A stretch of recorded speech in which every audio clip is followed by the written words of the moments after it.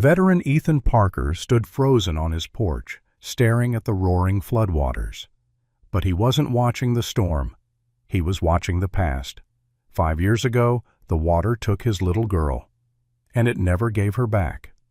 Then something flashed through the current, a plank, spinning fast, and on it, a gray and white German shepherd mother, ribs showing, paws slipping, fighting to stay upright.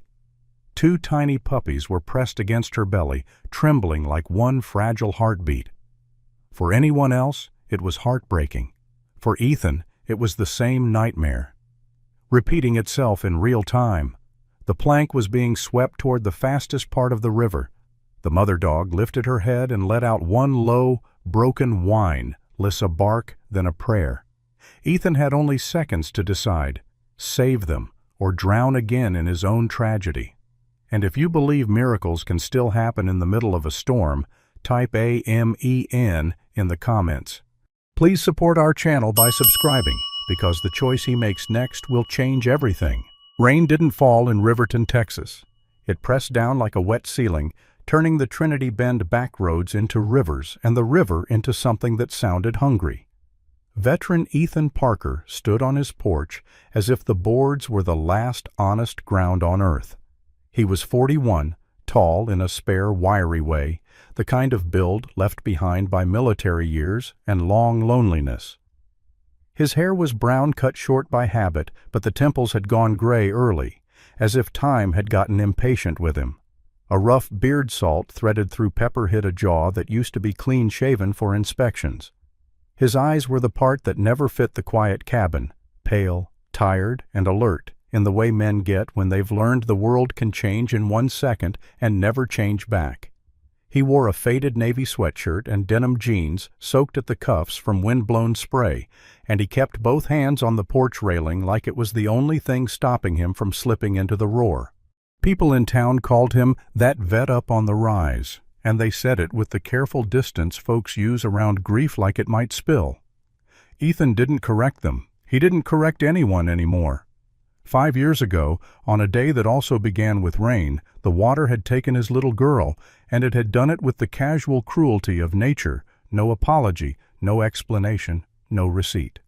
Since then, whenever the river rose, his mind rose with it, dragging up a memory he couldn't drown. A child's bright laugh, a promise made, and the sickening click of time snapping shut. He had moved to this cabin because the woods didn't ask questions, and the river at least was honest about what it could do. The storm tonight was bigger, louder, more confident-like it had practiced. The Trinity, usually a lazy brown ribbon below his property, had become a churning sheet that slapped at the bottom steps. Debris flew past in the current branches, trash cans, the corner of someone's porch swing, small evidence of lives being peeled apart. Ethan watched it all with the numb focus of a man counting losses. He told himself he was only monitoring, only staying aware. That was the lie he used to keep his feet still. The truth was simpler and uglier. He was waiting for the river to show him something that would hurt, because pain was familiar, and familiar felt like control. Then something shot past in the swift current, flat, pale, wrong against the dark water.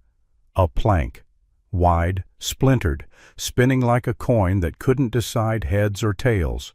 At first Ethan's brain labeled it as more wreckage and tried to let it go, but the plank shifted under a wave and something moved on it, something alive. His breath caught so hard it felt like a fist inside his throat. A gray and white German shepherd mother clung to the wood, her fur plastered to her body in wet ribbons. She was big-boned, but starvation had carved her down. Ribs stood out like the bars of a cage. Mud streaked her flanks, and one ear sat slightly lower than the other, giving her a look that was part defiant, part exhausted. Her eyes were dark, intelligent, and 2 awake eyes that had spent a long time deciding whether the world was safe and finding the answer was no. She was trying to brace herself against the plank's tilt, paws scrabbling for traction as the current yanked at her like a giant hand. And tucked against her belly were 2 tiny puppies, no more than a few weeks old, their bodies small and trembling, their coats the same soft mix of gray and cream, their heads bobbing as if the water's roar had turned the world into a shaking drum. They were huddled so close they looked like one fragile heartbeat. For anyone else, it would have been a tragic sight and a tragic storm, the kind of thing people talk about later with a sad shake of the head. For Ethan, it was a nightmare with a familiar face. His mind flashed not to the dog, not even to the puppies, but to a bright yellow rain boot spinning in floodwater, a child-sized comet with no child attached.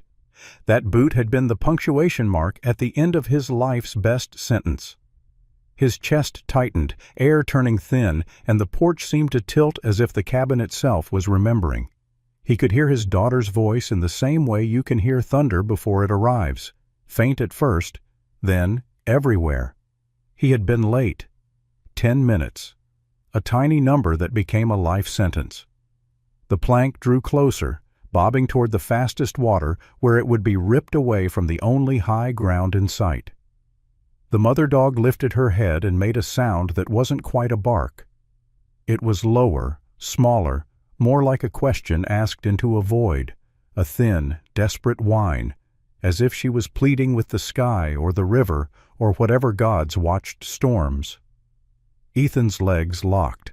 His hands gripped the railing until the wood creaked. His mind did what it always did when faced with a rescue. It calculated failure first. The river would pull him. The current would twist his feet. He would slip. He would watch them disappear.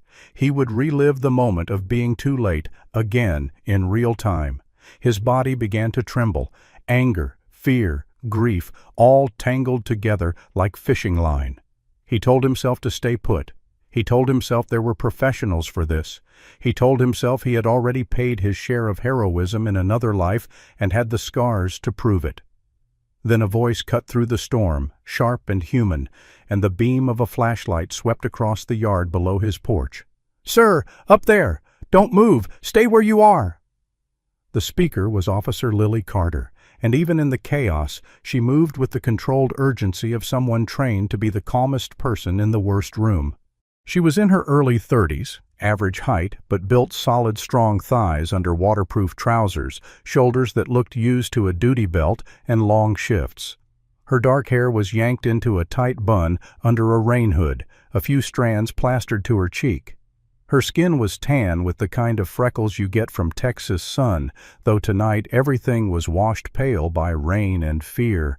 Her face was angular, expressive, and tired in a way that had nothing to do with sleep and everything to do with what she'd seen on calls.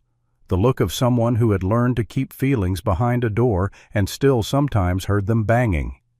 She had a small scar near her right eyebrow, the thin white line of an old accident, and her eyes were focused and quick, tracking the yard, the porch steps, the river's edge. Lily had a reputation in Riverton firm, but fair, the officer who talked people down instead of pinning them down when she could. A year earlier, a multi-car pileup during a dust storm had taken one of her academy friends, and the loss had sharpened her into a person who didn't waste time on maybes. Tonight, she carried a coil of rope slung over her shoulder and a rescue flotation bag in her left hand, because the dispatcher had said, "Floodwaters near Parker's Rise." And Lily knew storms had a habit of finding the most isolated people first. She looked up at Ethan, taking in his rigid posture, the haunted stare, the way he seemed to be fighting something inside his own skull. Then her gaze snapped to the plank. "You see that dog?" she called. "I do," Ethan answered, but his voice came out raw, like he hadn't used it for anything but silence. "Okay," Lily said, and there was no judgment in it, only a plan. "You're not going in alone. You hear me? Not alone." She anchored the rope around a porch post with practiced hands, the knot neat even as rain hammered her knuckles. "If you slip, I pull. If I slip, you pull. We keep each other on the world." It was an odd, almost mythic bargain to make in a yard full of floodwater, like two mortals striking a deal with the river itself.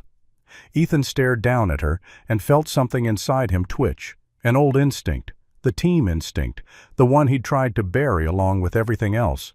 His hands still shook, but now they had a job.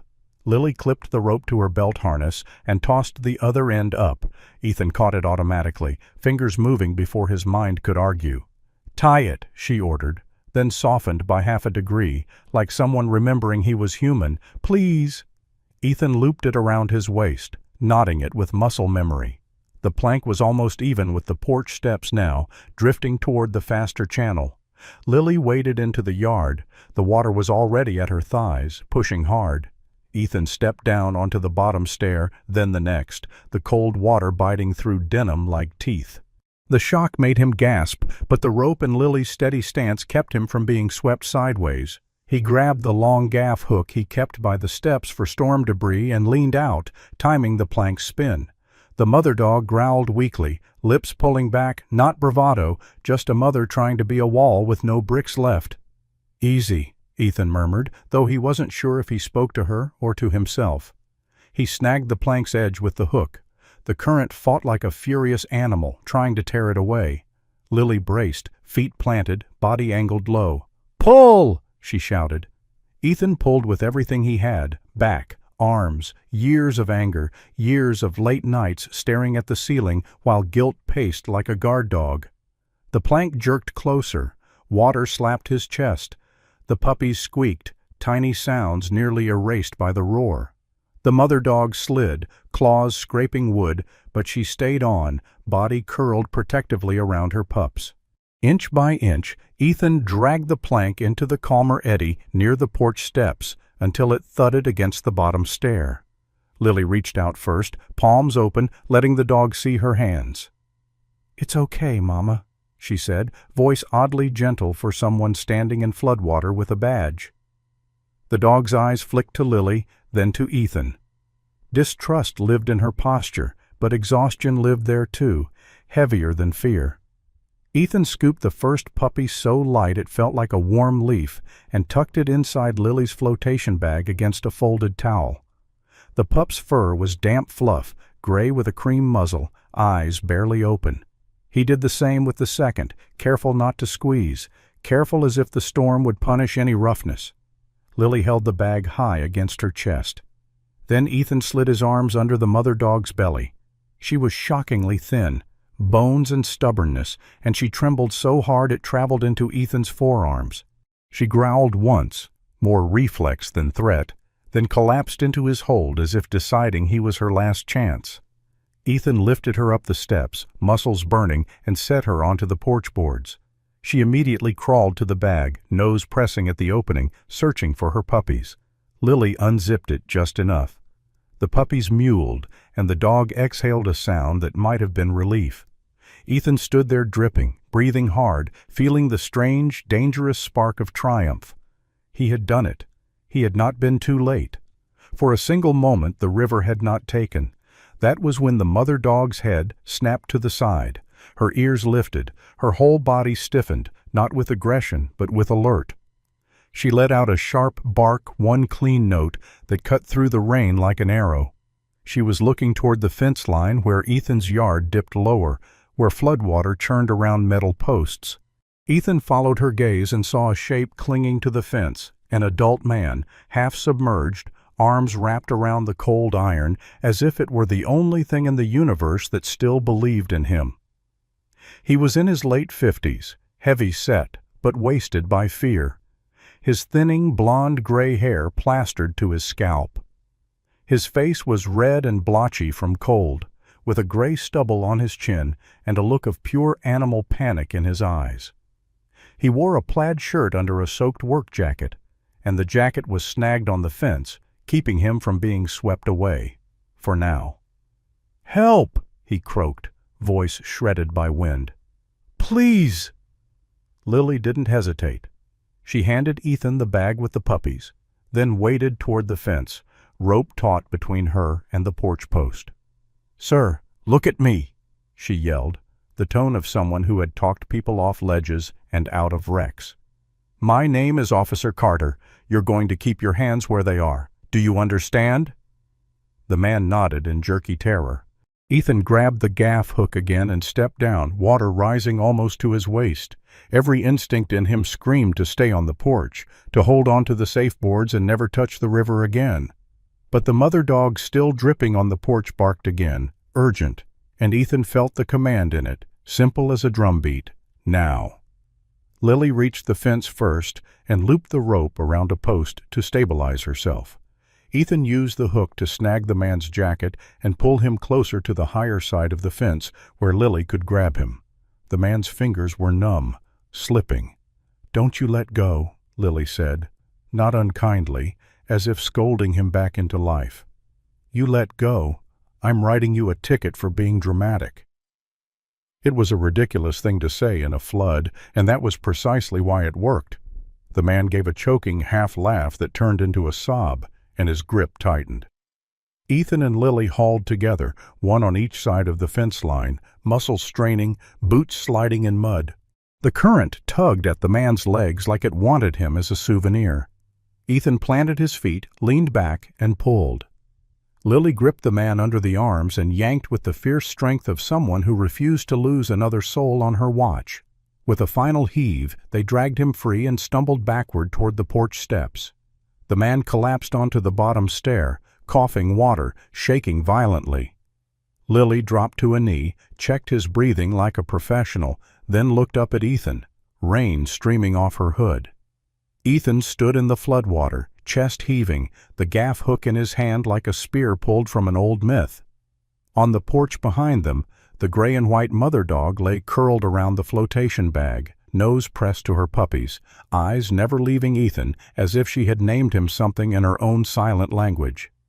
Ethan realized, with a cold, astonished clarity, that the night wasn't finished. The river had started taking, and it wouldn't stop. But for the first time in 5 years, he had moved instead of freezing, and somewhere inside him, beneath the guilt and the roar, a small stubborn part of his soul whispered the most dangerous word of all, again. The man they pulled from the fence lay on Ethan's bottom step like a broken bundle of clothing that had finally found dry ground. He coughed river water, then coughed again, each rasp sounding like it scraped the inside of his chest. Officer Lily Carter knelt beside him, one gloved hand firm on his shoulder, the other checking his pulse with the quick, practiced touch of someone who had learned to read people's bodies the way ranchers read weather. "Stay with me," she said, voice low and steady, the tone she used when panic was a wildfire and she was the only bucket. The man's face was round and pale under the porch light, with a wet gray blonde mustache drooping over his upper lip like a tired caterpillar. His eyes, watery blue, wide with shock, kept darting toward the flood as if the river might climb the steps and claim him anyway. "Name," Lily demanded gently. "Tell me your name." "Gary," he managed, then swallowed hard. "Gary Rains." His words came out with a tremble, not just from cold, but from humiliation. Men like him hated sounding helpless. He was the kind of man who looked like he'd spent his life fixing things with his hands, thick fingers, cracked knuckles, forearms corded under soaked flannel. Now those same hands shook violently, and he clung to Lily's sleeve like it was a lifeline. Ethan stood one step lower, water at his waist, and felt his heart pounding in his throat. Rescue should have felt like relief. Instead, it felt like opening a door he'd spent years nailing shut. On the porch above, the German Shepherd mother had wedged herself around Lily's flotation bag, her body curled protectively, her muzzle pressed close to the zipper where the puppies were tucked. She was drenched and mud-streaked, but her posture was all decision. When Ethan looked up at her, her eyes met his with a fierce, exhausted clarity that made him feel seen in a way humans rarely managed. He had not named her out loud yet, but in his mind she was already the word that had no business in a storm: Grace. She shifted, then barked again, short, sharp, directional. Not fear, not warning, a command.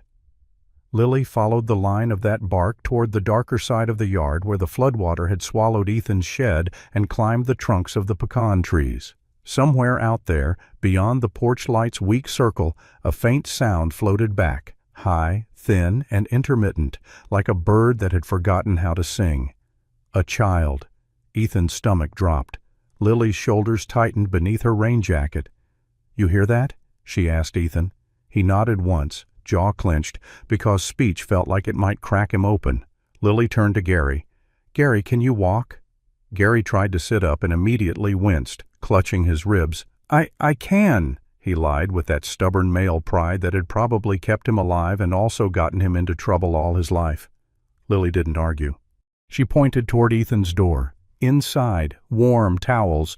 If you pass out, do it on the floor, not in my flood." Then she looked up at Ethan, eyes hard but not cruel. "We can't leave them." Ethan's first instinct was to say no. His second instinct was to say nothing. His third instinct, older, deeper, carved into him by years of training and the kind of loss that rewrites a person, made him move. "Boat," he said. One word, a plan. Lily's gaze snapped to the side of the porch where Ethan's small aluminum boat was tied, rocking against the railing.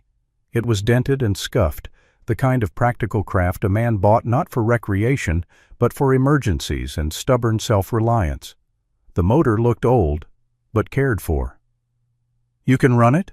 Lily asked. Ethan's mouth twitched into something that wasn't quite a smile. "I can read water," he said, and there was a ghost of his old self in the statement, quiet confidence earned the hard way. Lily nodded. She moved fast. She pulled the flotation bag closer to her chest, keeping the puppies high. The mother dog rose on trembling legs and followed, refusing to be separated by even a yard. Ethan hauled himself up the steps, grabbed a heavy wool blanket from inside the doorway without stepping fully into the cabin, and draped it over the dog's back. The dog flinched at the touch, then accepted it, as if she understood warmth was not a trap tonight. "Gary," Lily called. "If anyone bangs on the door, you open it. If it's water, you don't." Gary looked up, confused, but nodded. His eyes were already glazing with exhaustion, and Lily knew that look, hypothermia creeping in like a thief. She pushed a towel at him, then turned away before her empathy could slow her feet. Ethan untied the boat and steadied it against the steps. Lily stepped in first, lowering her center of gravity like she'd been taught, one hand on the gunwale. The dog hesitated at the waterline, ears pinned, then leaped with a surprising burst of strength into the bow, landing steady despite the rocking. She planted her paws wide and stared out into the darkness as if she could see through rain. Ethan stepped in last and yanked the starter cord. The motor sputtered once, died, then caught on the second pull with a throaty growl. That sound engine alive felt like a spell, like they had just lit a torch in a cave. Lily exhaled a breath she hadn't realized she was holding. "Okay," she said, more to herself than to anyone. "Show us." The boat slid away from the porch and into the flooded world. Houses that had been neighbors were now islands. Mailboxes stuck out like crooked teeth. Street signs hovered at odd angles, their metal poles invisible beneath the waterline. Debris drifted past.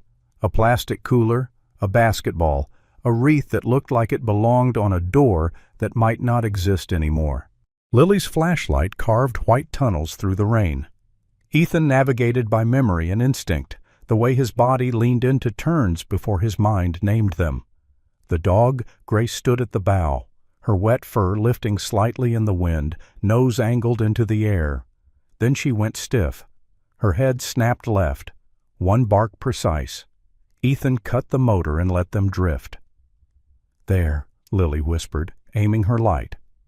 A 2-story house sat half submerged, water chewing at the lower windows. From the second-floor attic vent came a faint, frantic tapping, and then the thin voice again. "Help, please," Lily shouted back, voice carrying. "Stay where you are. We're coming." Ethan eased the boat closer, using the gaff hook to keep them from slamming into the siding. Lily reached into her kit and pulled out a compact rescue ladder, short, practical, the sort of thing she'd bought with her own money after too many calls where equipment arrived late. She tossed the ladder up. It hooked against the windowsill with a clank. A face appeared at the second-floor window, an elderly woman, hair white and plastered to her skull, skin the color of paper, eyes fierce with the stubbornness of people who have survived more than one era. She wore a nightgown under a heavy cardigan, and her hands shook but did not let go of the frame. Behind her, a little girl peered out, maybe 7 or 8, small as a sparrow, with curly brown hair matted by humidity and tears. Her cheeks were streaked with grass and fear, but her gaze locked on the dog in the bow, as if that was the only thing in the world that made sense. "Ma'am," Lily called, "I'm Officer Carter. What's your name?" "Ruth," the woman shouted, voice surprisingly strong. "Ruth Whitaker." She said it like a person stating a fact to the universe. "I am still here." The girl clung to her side. "This is my granddaughter, Mia." Mia's eyes were huge, dark, and too old for her face. She had that look kids get after a disaster, like someone switched off the bright part of childhood. Lily's expression softened in a way that didn't weaken her. "Ruth, Mia, one at a time. Ruth, you first, okay?" "No!" Ruth snapped instantly, a grandmother's iron. "Mia first!" Lily nodded, accepting the order without argument because she understood it. "Okay. Mia, sweetheart, look at me." Lily's voice turned gentle, coaxing. "Come down to me. I've got you. You're safe." Ethan held the boat steady, muscles rigid. Grace whined softly and stepped closer to the ladder, tail low, not wagging, but present, an animal trying to offer comfort the only way she knew. Mia took one trembling step, then another, climbing down the ladder with slow, careful movements. Lily reached up, took Mia under the arms, and lifted her into the boat. Mia collapsed against Lily's chest, shivering violently. Lily wrapped her rain jacket around the child's shoulders and tucked Mia close, using her own body heat like a shield. Then Ruth came down, slower, each step painful. Ethan reached up and grabbed her wrist, pulling her into the boat with a grunt of effort. Ruth sat heavily, breathing hard. "You got any more in there?" Lily asked. Ruth shook her head. "Just us." Lily nodded. "We're getting you to high ground." The dog barked again, sharper this time.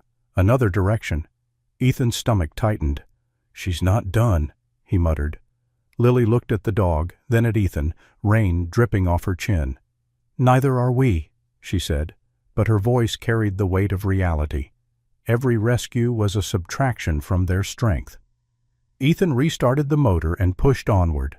The next call came from a single-story house where the roofline barely showed above the water. Grace barked 3 times in a row, frantic, and Ethan followed. Lily's light caught a man waving from the highest point of a kitchen counter visible through a broken window. He was young late, 20s, hair dark, and soaked flat. Face lean with sharp cheekbones and a 2-day stubble that made him look older than he probably was. His eyes were wild, not from weakness, but from watching water climb and realizing it does not negotiate. Behind him, a woman clung to a door frame. She was about the same age, slender, her brown skin goosebumped with cold, long black hair braided tight against her neck like she'd done it out of habit to keep it out of her face while working. She looked exhausted but composed, the kind of woman who had learned early to keep panic behind her teeth. The man shouted, "My wife! She's pregnant!" Lily's jaw tightened. "Name?" she yelled. "Daniel," he shouted. "Daniel Ortiz. That's Marisol." Marisol lifted her chin, eyes meeting Lily's like a silent handshake. "Do what you can. We'll do the rest." Ethan maneuvered the boat close, but the current pushed hard against the house, trying to slam them into the broken window. Ethan used the gaff hook to brace. Lily threw a rope inside. "Tie it around you," she ordered, "and don't argue with me." Daniel fumbled, hands shaking, then secured it around Marisol first. Lily hauled Marisol out with Ethan's help, careful not to yank her belly. Marisol gritted her teeth, a soft sound escaping her that was part pain, part courage. Lily guided her into the boat, steadying her. Then Daniel came, nearly slipping in the final moment as the current grabbed his leg. Ethan leaned, caught him by the collar, and yanked him into the boat with a force that made Daniel gasp. Daniel stared at Ethan with stunned gratitude. "Thank you," he choked. Ethan didn't answer. He couldn't. Gratitude was a language that still tasted foreign in his mouth. As they turned toward higher ground, the weight of bodies in the boat made it sit lower. Lily held Mia against her, her arms aching. Ruth's lips had gone blue, and she shivered in harsh, uncontrolled waves. Marisol's breathing was shallow, her hands pressed over her stomach protectively. Daniel stared into the rain like he was waiting for the next disaster to swing. Ethan felt his shoulders burning, his wrists stiff from fighting the gaff hook, his lungs heavy, as if he'd inhaled river mud. Even Grace had begun to sag, her legs trembling, eyes blinking slowly from exhaustion. But she stayed at the bow, scanning, listening, deciding. The river was loud, but her attention was louder. "Ethan," Lily said quietly, using his first name for the first time like an anchor.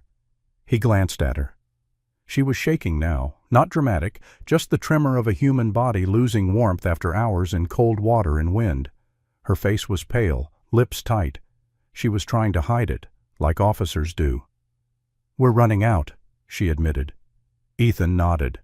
He felt it too, that ominous threshold where willpower stops being enough and the body starts making decisions for you. Grace let out one more bark softer than before, almost reluctant toward the darkness beyond a line of submerged trees. Ethan's stomach twisted. "No," he whispered, not to the dog, but to the river. Lily followed Grace's gaze, then looked back at the shivering child in her arms, the pregnant woman, the elderly grandmother. "We take them in," she said, firm. "Then we circle back." Ethan wanted to argue. He wanted to tell her the storm didn't give back time.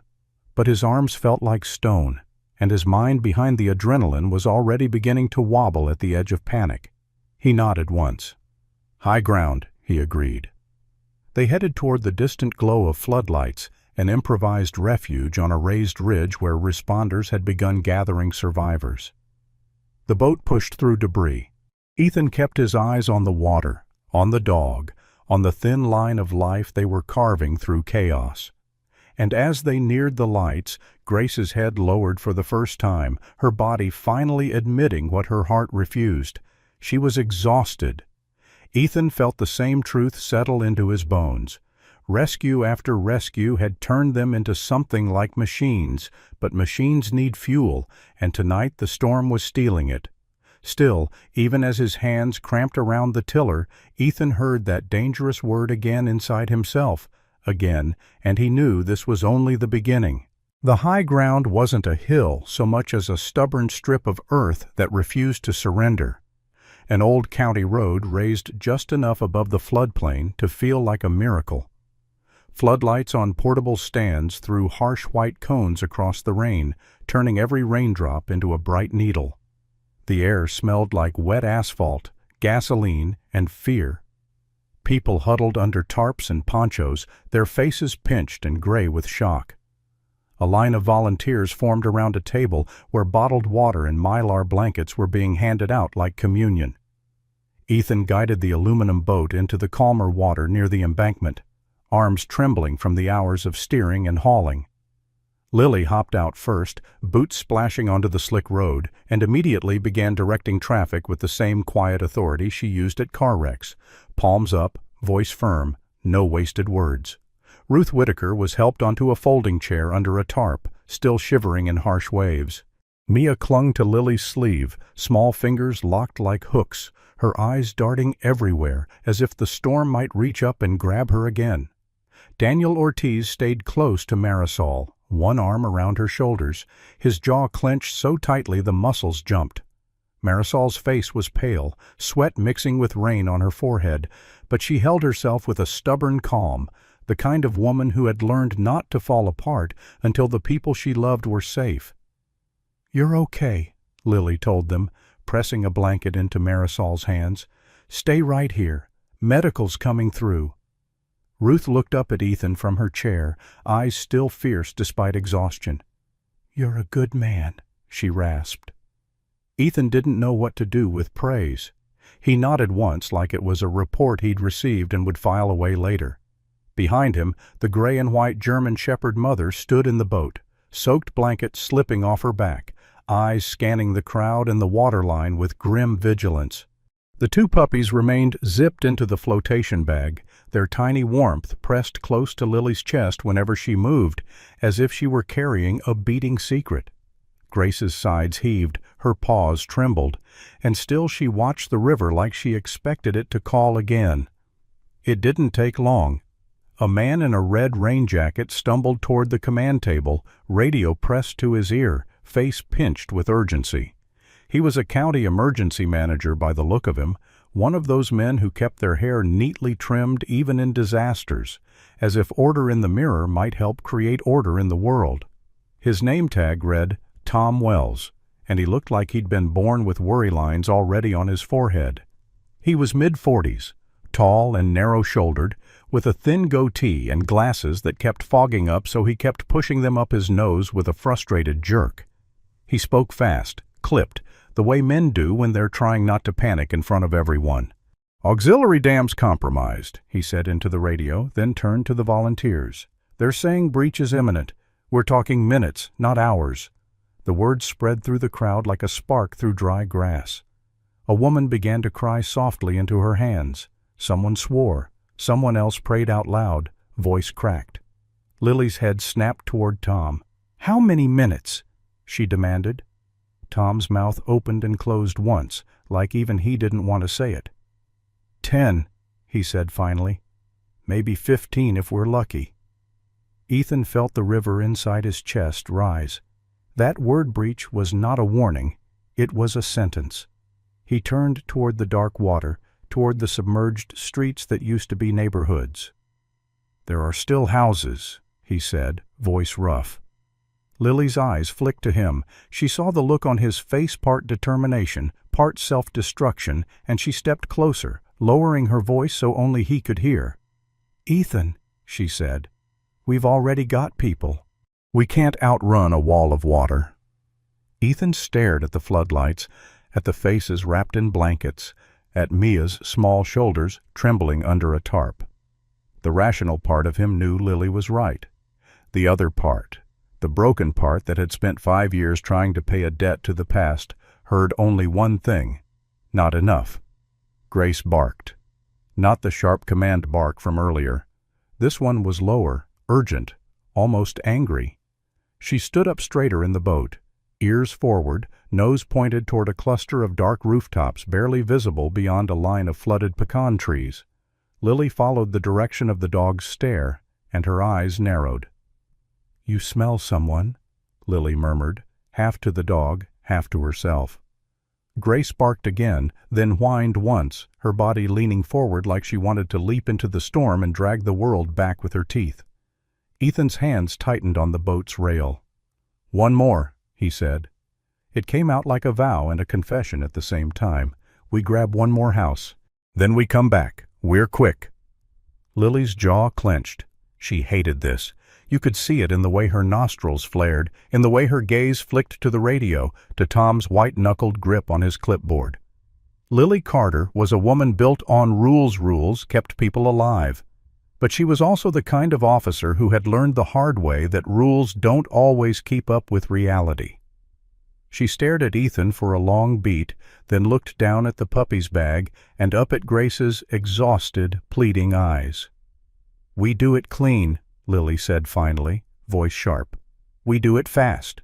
We do not get stupid." Ethan nodded. "Clean," he echoed, as if repeating it would make it true. Lily handed the flotation bag with the puppies to Ruth, who held it carefully like fragile treasure, and then Lily climbed back into the boat. Grace immediately repositioned herself at the bow, paws planted, shoulders squared. Ethan started the motor. The boat swung away from the high ground and back into the drowned world. The floodlights faded behind them, replaced by darkness and the relentless hiss of rain. The river had changed. Ethan felt it the way a sailor feels a mood shift in the ocean. The current was more restless, tugging at the hull, pushing from odd angles.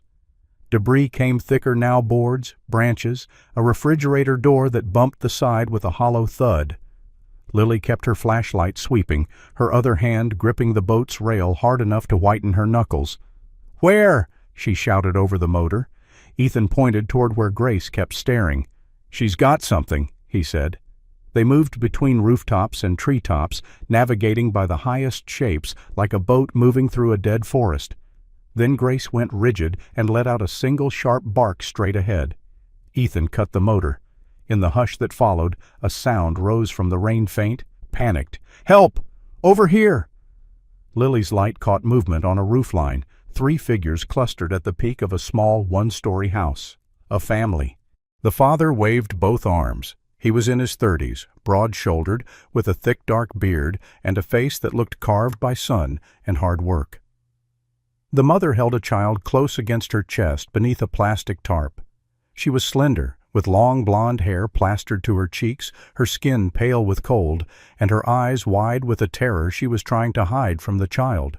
The child, maybe 5, was bundled in a puffy jacket and a knit hat, eyes huge and glassy, silent in the way children get when fear becomes too big for sound. "Please!" the father shouted, voice cracking. "My kid's freezing!" Lily cupped her hands and yelled back, "Stay put! We're coming!" Ethan maneuvered the boat closer using the gaff hook to keep the hull from scraping the roof edge. "One at a time," Lily called. "Who goes first?" "My son," the father shouted immediately. "Then my wife."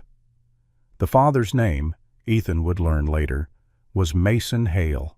He had the stance of a man who'd spent years being the one others leaned on, and tonight, the weight of that responsibility had crushed him down to something desperate. His wife's name was Claire, and even in the rain she had a careful gentleness in her movements. She kept her hands around her boy's head like she could shield him from weather by sheer will. Mason lowered the child carefully into Lily's arms as Lily stood on the boat seat to reach. Lily braced and took the boy, pressing him against her chest.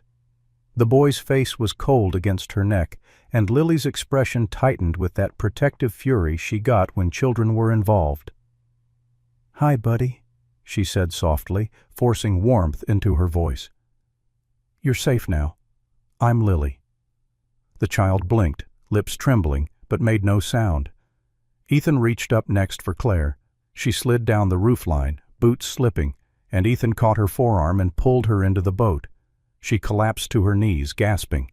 Then Mason climbed down last, dropping into the boat with a heavy thud, immediately turning to check his family, his hands patting his son's jacket as if confirming he was real. "Thank you," Mason said, voice raw. "Thank you. Thank you." Ethan nodded, already turning the boat. He could feel the river urging them, pushing them, like it was impatient. "We go now," Ethan said, voice flat. Lily looked past them and saw the water line creeping higher along the sides of houses. In the distance, a low rumble seemed to pulse through the air, not thunder. Something deeper, pressure.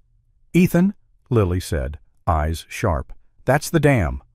Ethan restarted the motor and pushed the boat hard, the hull slicing through choppy water. The wind shifted, colder, and for a moment Ethan thought he could smell it fresh mud and raw earth, like the river was already preparing to remake the town. They reached the high ground embankment just as Tom Wells was shouting orders into his radio, face pale. Lily handed the boy to a medic, a woman with a ponytail tucked under a helmet. The medic moved with brisk competence, wrapping the child in foil blankets, checking his fingers and ears for frostbite.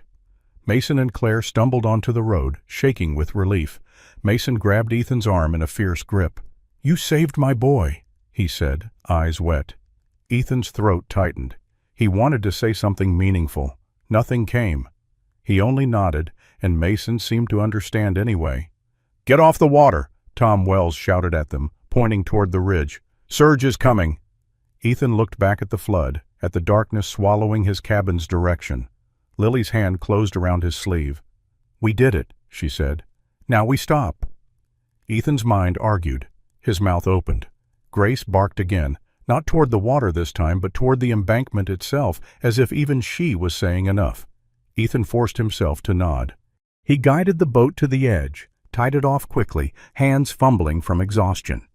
Then, like two people making the same mistake out of habit, Ethan and Lily turned back to look at the water one last time.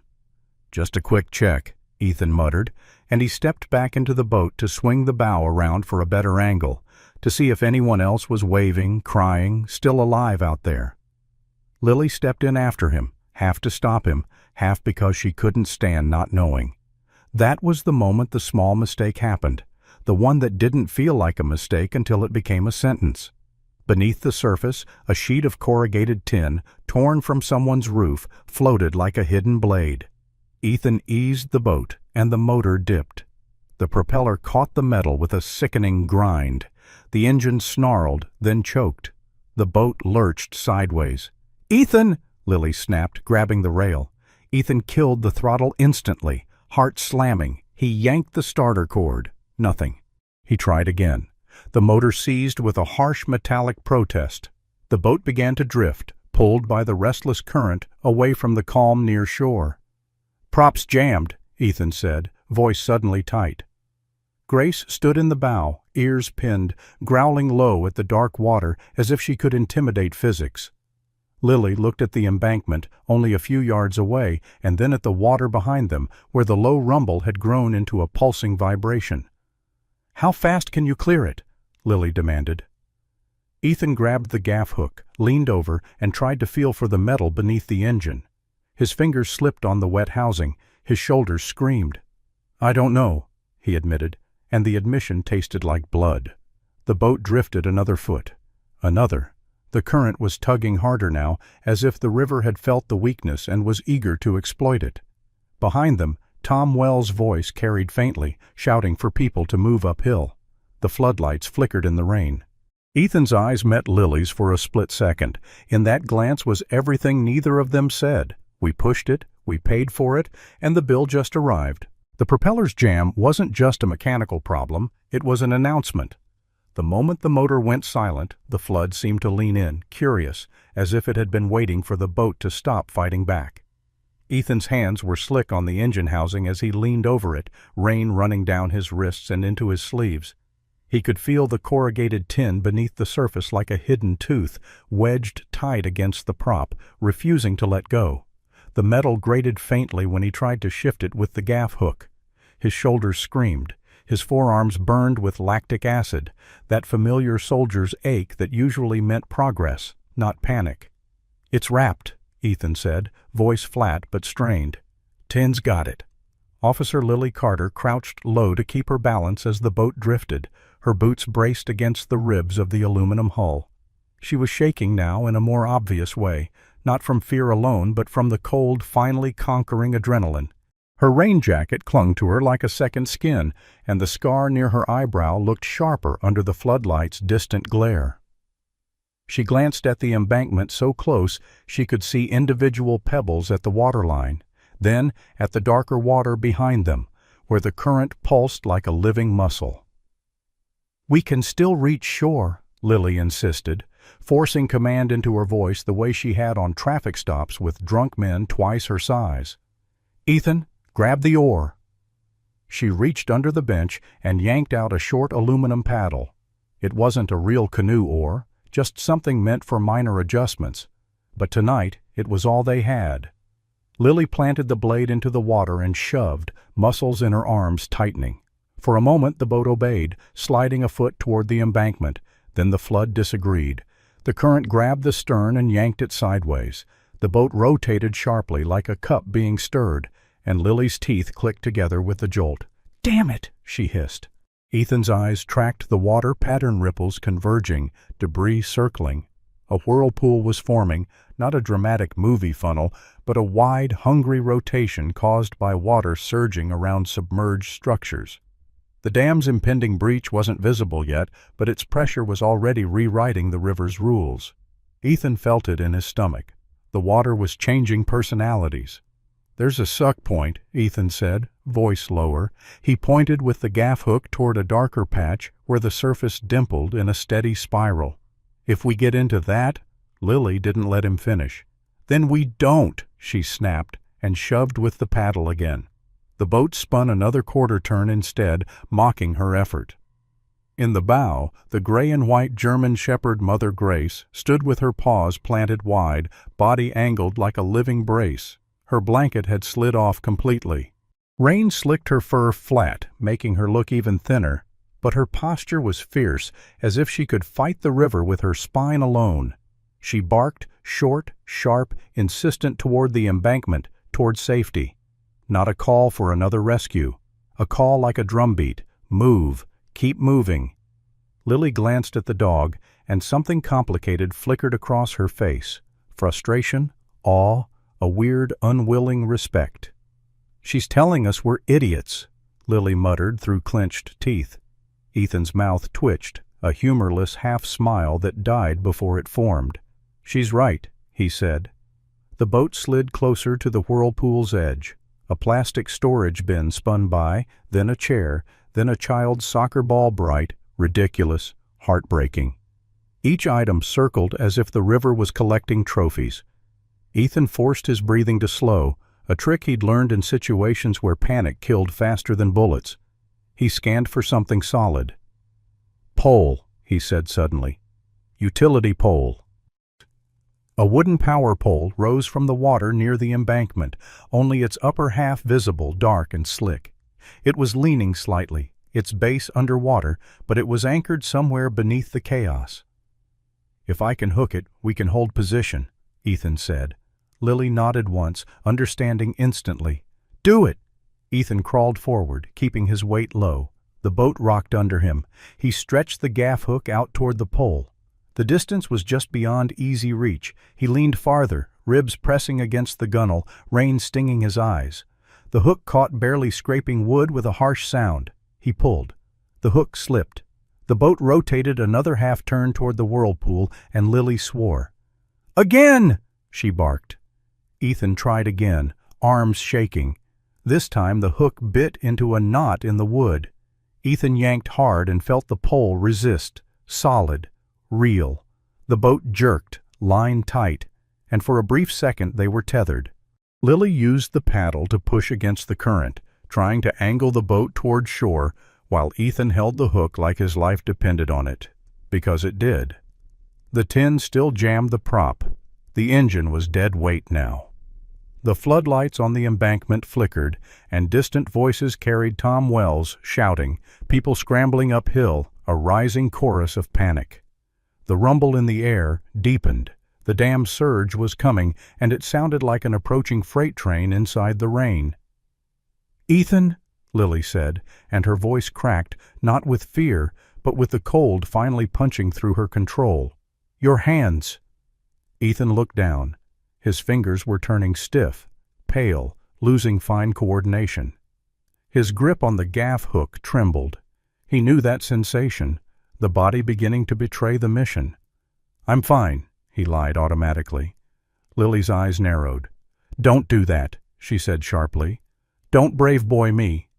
Then, softer, almost angry with the world itself, "I need you functional." Ethan swallowed.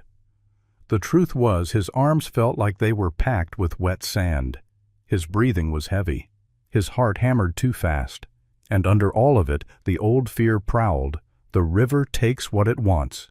He tried to shift his grip, and the hook slipped a fraction. The boat lurched. Grace barked again, louder this time, her voice ripping through the rain like a warning horn. Ethan clenched his jaw and pulled the hook back into place. Lily shoved with the paddle, her shoulders straining, and for a moment the boat crept closer to the embankment. They were almost there. Almost. That's when the water decided to remind them who was in charge. A large piece of debris, a section of fencing or maybe a shed wall, slammed into the stern. The impact snapped the boat sideways. Lily lost her footing and fell hard against the side, her paddle clanging away. Ethan's gaff hook ripped free from the utility pole with a violent jerk. The tether was gone. The boat swung into the whirlpool's outer rotation like a leaf caught in a drain. Lily scrambled, grabbing the bench, eyes wide. "Paddle!" she shouted, reaching. The paddle bobbed just out of reach, spinning away. Ethan jammed the gaff hook into the water to try and brace against something invisible, but there was nothing to catch, only moving water and moving death. The whirlpool pulled them in wider, then tighter. The boat rotated faster, the world becoming a blur of floodlight glare and dark water and rain. Ethan felt his stomach drop, a sick vertigo. Lily's face tightened, and she tried to crawl toward the bow to balance the boat, but the spin made her movements jerky and clumsy. Grace dug her claws into the aluminum, nails scraping with a metallic squeal. She barked in a steady rhythm now, 1, 2, 3, like she was trying to keep time for their hearts. "Don't stop! Don't stop!" Ethan's mind flashed, unwanted and vivid, to the memory of his daughter's yellow boot floating away. The whirlpool's rotation felt like time itself circling back to punish him. Not again, he thought, but the river didn't care what men begged. A wave hit them broadside, an ugly, slapping surge that rose out of the rotating water like a punch. The boat tilted violently. Lily threw an arm out to brace, but the slick hull offered no mercy. Her body slid. Her boots lost purchase. For a fraction of a second her eyes met Ethan's, wide with shock, and then she was gone, over the side into the brown water. "Lily!" Ethan roared, and the sound ripped out of him like a wound. Grace barked once high, frantic. Ethan didn't think. He moved. He lunged to the side, grabbing for Lily's jacket, catching only fabric for an instant before the current yanked her away. Lily's head broke the surface, coughing, one hand reaching. Her face was pale, lips blue already, eyes fierce even in panic. "Ethan!" she gasped. He thrust the gaff hook toward her without hesitation, the curved end aimed like a lifeline. "Grab it!" he shouted. Lily reached, fingers slipping off wet metal, then catching. Ethan hauled, muscles tearing. The whirlpool spun them, trying to yank Lily beneath the hull. Ethan leaned so far, his ribs pressed painfully against the gunwale. He felt the boat tipping again. He didn't care. Lily's hand slid up the shaft of the hook. She got her elbow over the edge. Ethan grabbed her forearm with his free hand and yanked with everything left in him. Lily's body slammed against the boat, half in, half out, coughing water, boots kicking. "Help me!" she choked, and Ethan did, hauling her up inch by inch. Grace shifted to counterbalance, body pressed against the opposite side, as if she understood physics better than grief. Lily finally rolled into the boat, collapsing on the floor, gasping. For 1 second, the world narrowed to Ethan's relief. He had her. He hadn't been too late. Then the river demanded payment for that victory. Another surge hit. The boat lurched. Ethan's footing slipped on the wet bench. His hand still gripping Lily's forearm lost contact as the spin jerked him forward. His body slid. He reached for the rail, fingers scraping metal, but the current yanked the boat and him in opposite directions. Grace barked, a raw sound. Lily's eyes snapped open, seeing Ethan's body tipping. "Ethan!" she screamed, lunging, but her muscles were slow, heavy with cold and shock. Ethan's hand caught the gunwale for a heartbeat, knuckles whitening. He felt the river pull at his legs like chains. His grip slipped.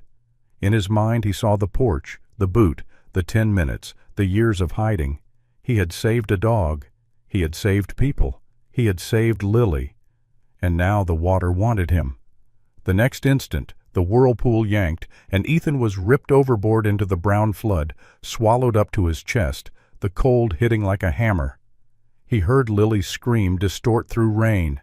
He saw Grace's gray and white head thrust over the side, barking and whining, eyes frantic. Ethan tried to kick, tried to grab the boat, but the current spun him away, hands clawing at nothing.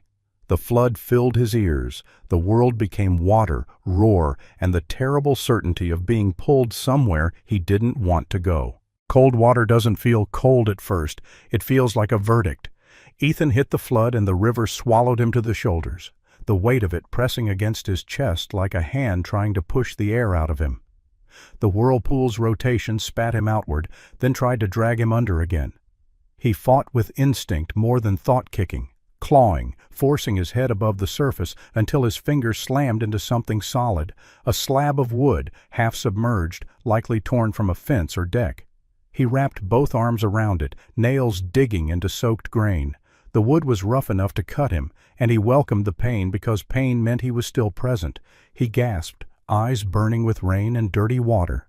The boat was already spinning away, Lily's silhouette a pale shape inside it, and for a moment the old horror rose in Ethan, watching someone drift out of reach while he stood helpless. Except now he wasn't standing. He was the one drifting.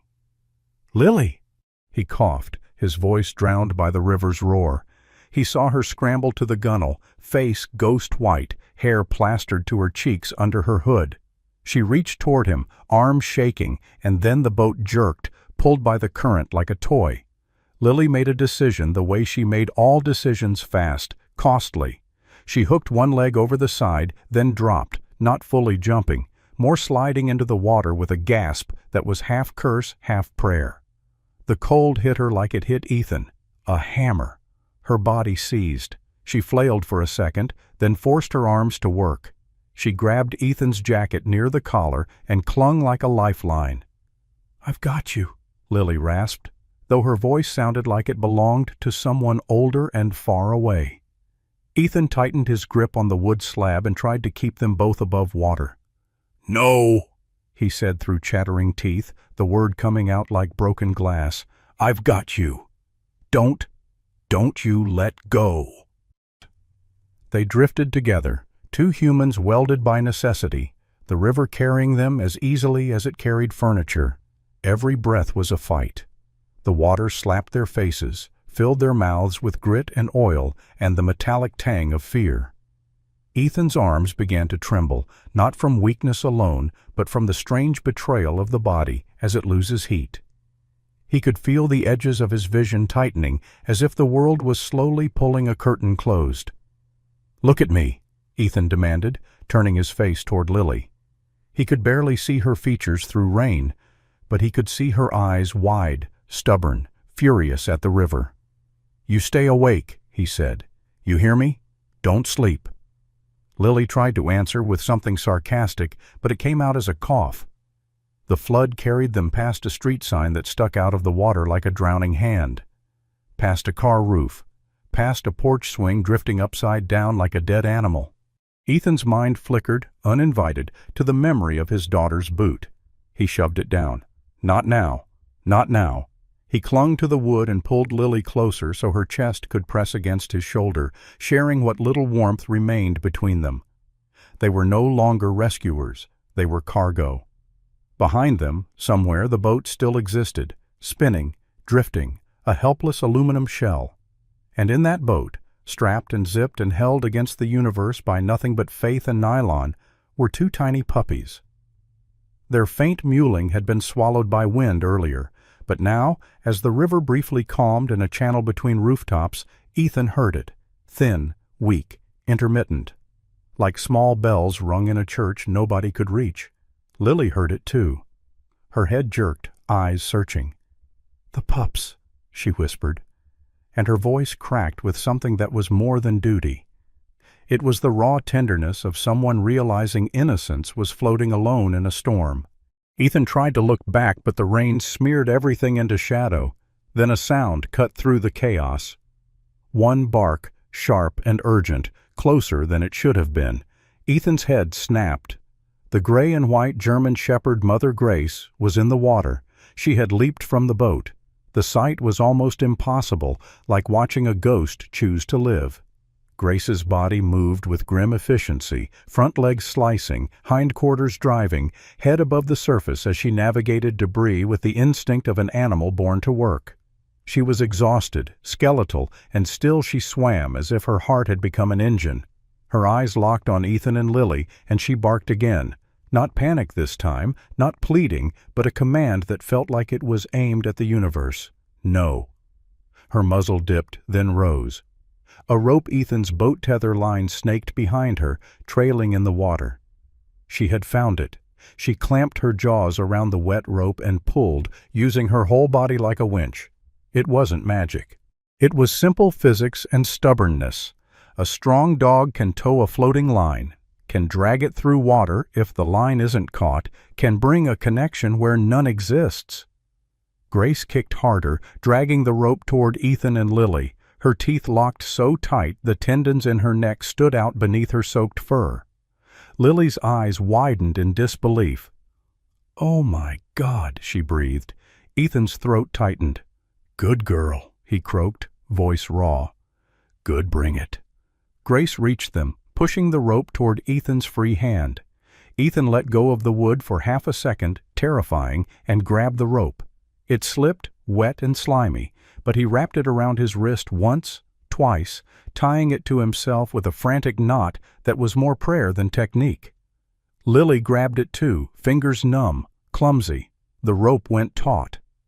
Somewhere upstream, the boat's floating mass resisted, and for a brief, miraculous moment, the rope became a lifeline, a bridge. Grace turned, teeth still locked on the rope, and began to swim back, pulling, trying to draw the boat closer to them so they could grab it, climb, survive. Ethan kicked with his legs to help reduce drag, using the rope like a guide, pulling himself and Lily toward the boat's line of travel. Lily clung to Ethan and the rope, coughing, forcing her limbs to move. But the river was not impressed. A new surge slammed through the channel, the dam's pressure changing the current's direction with a violent lurch. The rope snapped tight, then whipped sideways. The boat still jammed, still without motor caught on debris and spun, dragging the rope at an angle that yanked Ethan's wrist painfully. Grace's body jerked as the force changed, her paws scrambling to keep position. Ethan felt the rope cut into his skin. He gritted his teeth and held on anyway. "Don't let go!" he shouted at Lily, though he wasn't sure she could hear him. Lily's eyelids fluttered. Her face was turning waxy, lips an unnatural shade of blue. Hypothermia was stealing her like a thief, first the shivering, then the slow, dangerous calm. "Ethan," she murmured, and her voice sounded soft, almost sleepy. That terrified him more than the whirlpool ever had. "No," Ethan snapped, forcing anger into his tone the way drill sergeants did. "No, stay with me. Talk to me. Tell me something stupid." Lily tried to smile. It looked like it hurt. "You owe me a coffee," she whispered. Ethan laughed once, a broken, humorless bark of a laugh that tasted like salt water. "I'll buy you a whole damn cafe," he said. "Just keep your eyes open." The rope dragged them toward a line of iron fence posts that rose from the flood like black ribs. It was the same kind of fencing they'd pulled Gary from earlier metal rails, sturdy, meant to hold back livestock, not a river. Debris had collected against it. Boards, branches, parts of a shed roof. The current slammed Ethan and Lily into the fence with a bone-rattling impact. Ethan's shoulder struck metal and pain flashed white. Lily cried out, a small sound, then went limp for half a second, head lolling. Ethan hooked his arm through the fence rail, forcing his body to stay in place. The wood slab he'd been clinging to got pinned between debris and fence, wedging them awkwardly. The rope tightened again, pulling their wrists at an angle, and Ethan realized the terrible geometry.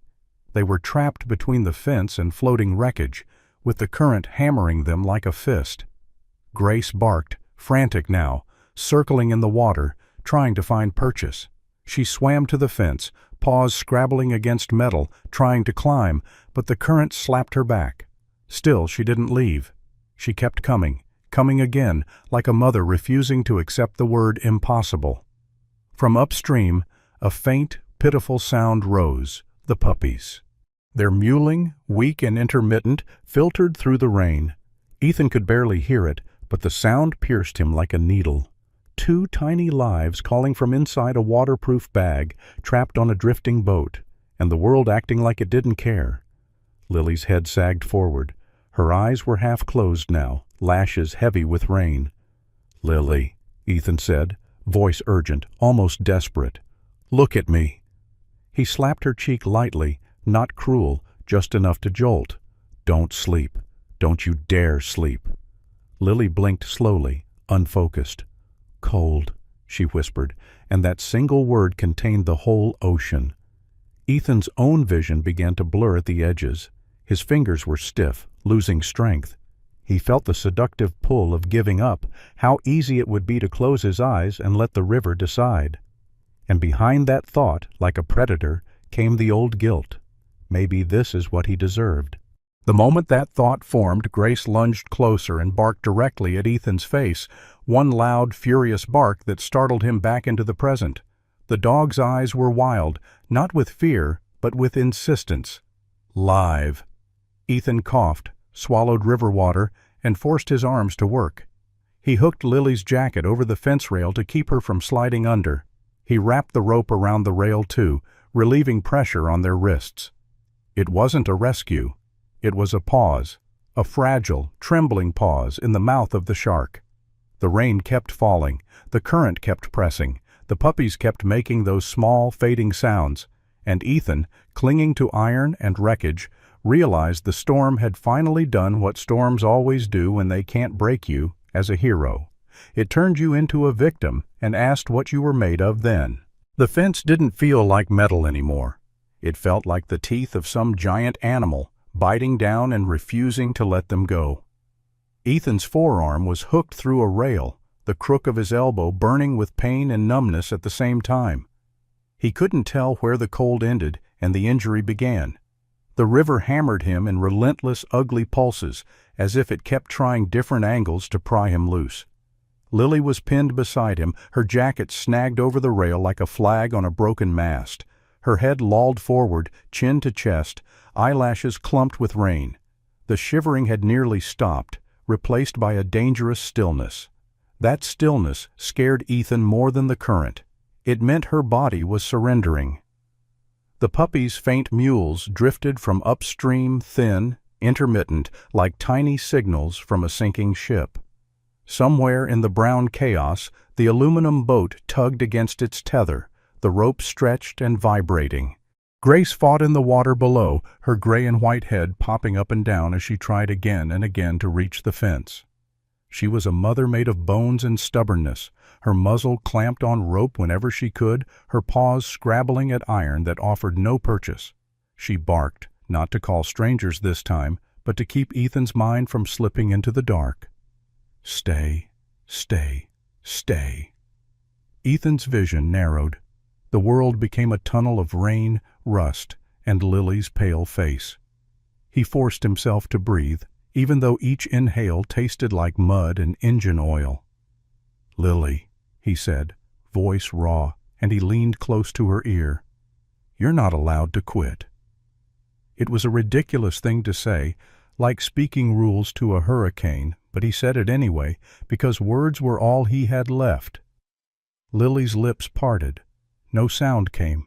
Ethan felt panic rise like bile. He slapped the side of her cheek again, gentle but urgent. "Hey, Officer Carter. Come on, you owe me that coffee."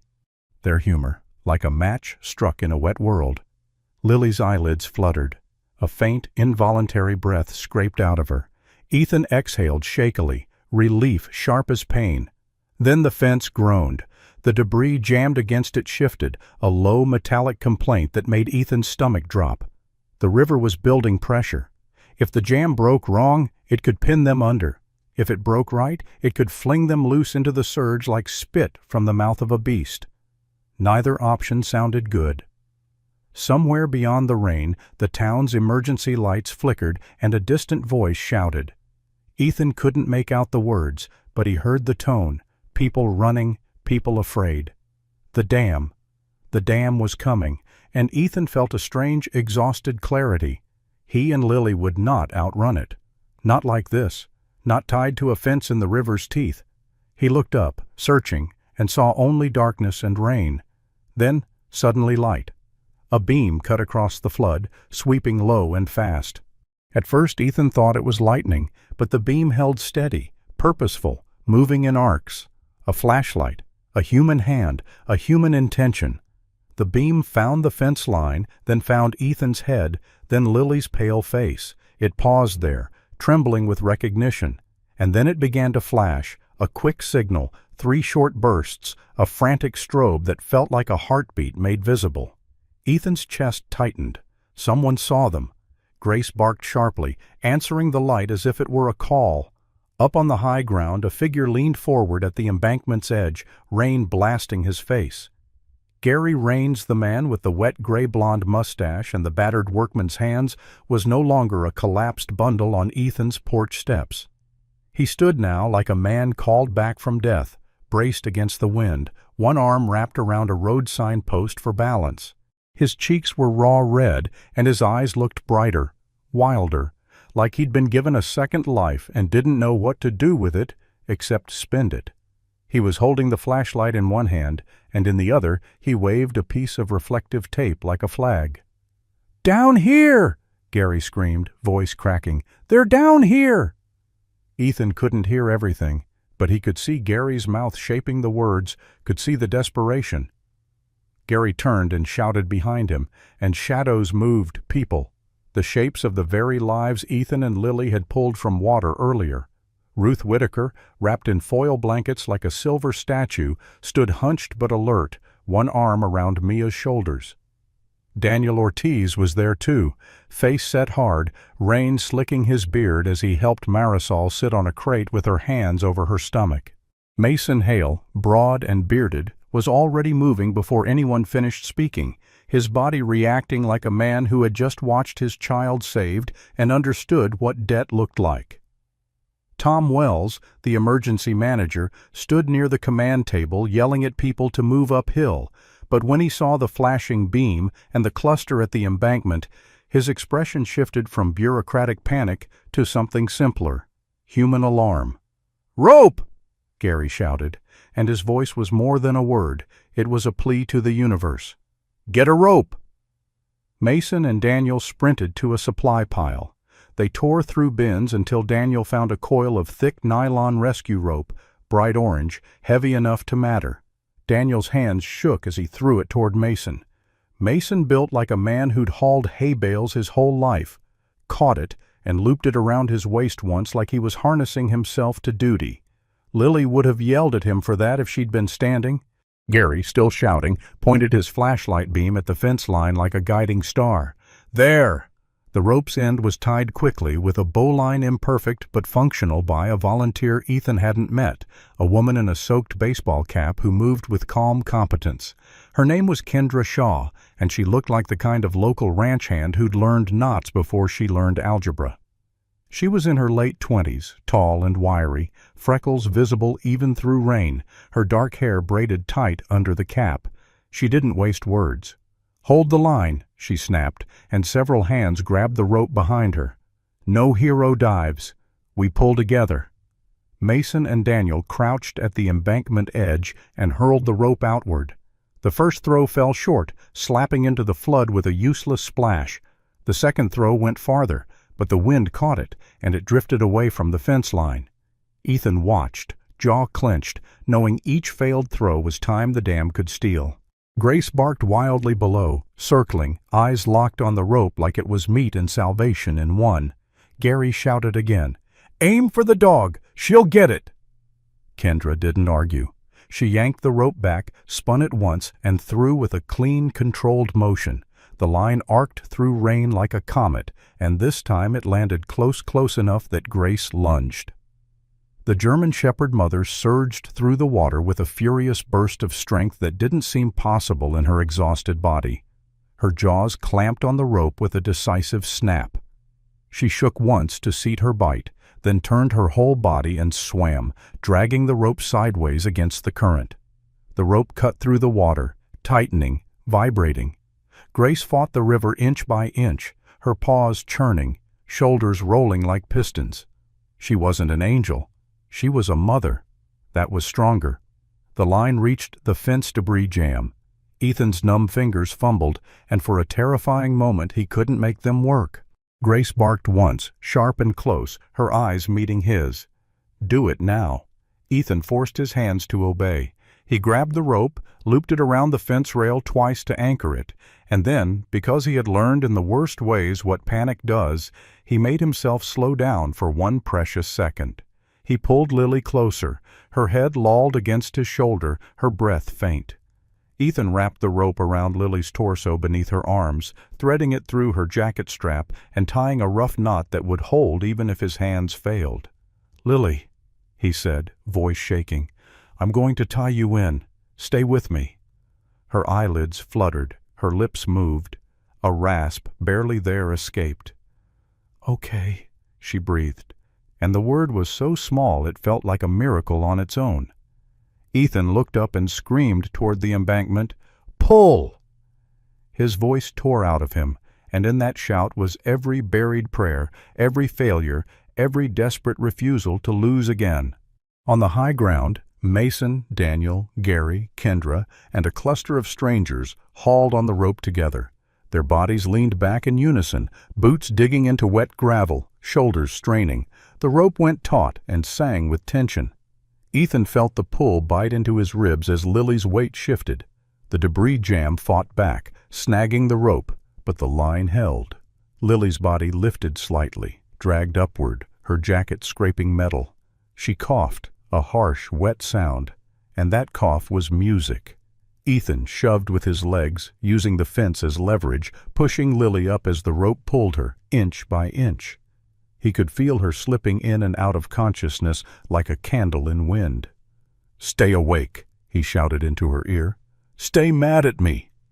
Lily made a faint, broken sound that might have been a laugh or a sob. Then her body slid free of the worst of the debris, and the rope lifted her higher, drawing her toward the embankment. Hands reached down. Kendra grabbed Lily's forearm. Mason grabbed her jacket collar. Daniel grabbed her belt. They hauled her up onto the gravel with a collective grunt, and Lily's body collapsed on the high ground like a fish flung from water, chest heaving. She lay there, rain beating her face, eyes half open. She took one long, shuddering inhale, then another. She was breathing. Ethan's relief hit him so hard he almost passed out. But he wasn't done. The rope tugged again, and Ethan's body slid, still pinned by debris and fence. Grace swam close, her muzzle nudging Ethan's hand. Rope, rope, rope. Ethan wrapped the line around his own chest, but his arms were weak now, shaking uncontrollably. "Pull!" he screamed again, and the word came out hoarse, almost inhuman. The people on the embankment leaned back and hauled. Ethan's body dragged forward. His shoulder screamed as it scraped iron. The debris jam caught his boot, and for a second he was stuck. Then Grace lunged and bit onto the back of his jacket, not to pull him out like a cartoon, but to keep his torso from slipping under the worst of the current as the rope tightened. Her weight countered the river's downward tug by just enough. Just enough. Ethan felt himself slide free, then lurch upward. His head broke into cleaner air. He coughed violently, vomiting muddy water, body convulsing. Hands grabbed his wrists and yanked. He tumbled onto the gravel beside Lily, gasping like a newborn animal. He lay there in the rain, face pressed to the ground, lungs burning, and for a moment the world narrowed to the simple fact: he was alive. Grace was hauled up last, her paws scrabbling on the embankment as several hands grabbed the rope and her collar. She collapsed instantly, sides heaving, eyes still wild, but even flat on the ground she crawled forward on her belly toward Lily. She dragged herself like a wounded soldier and reached Lily's hand. Her tongue rasped across Lily's cold fingers, one slow lick, then another, like stamping a seal on reality. "You're still here." Lily's eyes opened wider. She turned her head slightly, and for the first time in minutes, her voice came out with a trace of strength. "Good dog," she whispered. Ethan lay beside them, rain washing his face, and something inside him, tight and frozen for years, shifted. The miracle hadn't been a choir of angels. It had been a flashlight in the rain, a rope thrown by strangers, a dog's teeth on a line, a community formed out of the lives they had saved. And in the middle of the storm, life had reached back and touched them quietly, stubbornly, and refused to let go. The shelter wasn't warm so much as it was less deadly. The high school gymnasium glowed under harsh fluorescent lights that made everyone look washed out and unreal, like ghosts waiting for their names to be called. The air smelled of wet clothing, disinfectant, and instant coffee. Cots were lined in uneven rows, and every sound carried boots squeaking on polished floors, distant crying, the low murmur of radios spitting static, the occasional sharp bark from an anxious dog brought in by rescuers. Ethan lay on a thin blanket on the gym floor because the cot felt too soft, too much like surrender. His clothes had been stripped off and replaced with donated sweats that were 2 sizes too big. A foil blanket crinkled over his shoulders like a cheap suit of armor. His hands wouldn't stop shaking. Across from him, Lily sat on a folding chair, wrapped in 3 blankets, a heat pack pressed to the side of her neck. Her face was pale and blotchy from cold exposure, lips still slightly blue at the edges. A paramedic tall, broad, with a shaved head and a calm face, had checked her vitals twice and finally nodded with a grim satisfaction that meant she wasn't going to die today. His name was Marcus Reed, and he moved with the practiced gentleness of a man who had seen too many bodies fail. He had laugh lines at the corners of his eyes that didn't show up often anymore. "You're lucky," Marcus told Lily, voice low. "Hypothermia gets polite at the end, makes you sleepy. It's a liar." Lily managed a weak nod, eyes half-lidded. "I noticed," she rasped, then coughed, and the cough shook her whole frame. Beside Ethan, Grace lay on her side, chest rising and falling in exhausted waves.